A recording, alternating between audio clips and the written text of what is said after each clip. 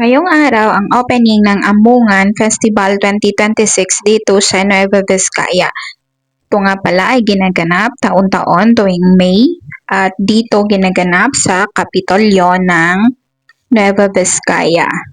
Marami nga po ang naglalagay dito ng booth, mga paninda at iba't ibang crafts at mga products po ng Nueva Vizcaya ang showcase dito. Ito ay mga gawa lang po dito sa Nueva Vizcaya. Ito po yung mga pinagmamalaki namin na produkto under DSWD and SLP po ng Bambang, itong booth na to. Itong po nakikita ninyo ay mga gawa po dito ng mga lokal. Maraming banana chips, peanut butter.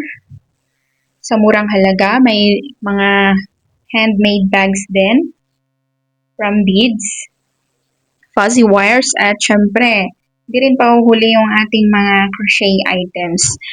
Meron din po dito mga kutsilyo, gulok, kung ano-ano pa. At dito, maraming mga halaman din ang dinedisplay taon-taon.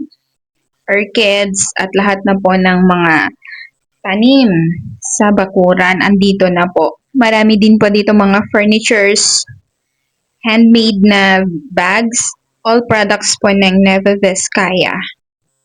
Ito nga po nakikita nyo ay mga gawa ng taga rito lang sa Nueva Vizcaya. Malikhain po ang mga Nueva Vizcayano. Marami pa pong itatayo dito ng mga booth. Ngayong araw ang opening kaya hindi pa po masyadong na-showcase yung mga products nila. Mamayang gabi po ay ilaw ng umili. Kaya yung mga may chance na manood po kayo yung pagpapailaw para ipakita na opening na po ng Ambungan Festival 2026. Ang amin pong booth ay matatagpuan malapit po sa fountain. Left side po kung bababa ka dito sa Kapitolyo. Dito po banda makikita yung aming booth.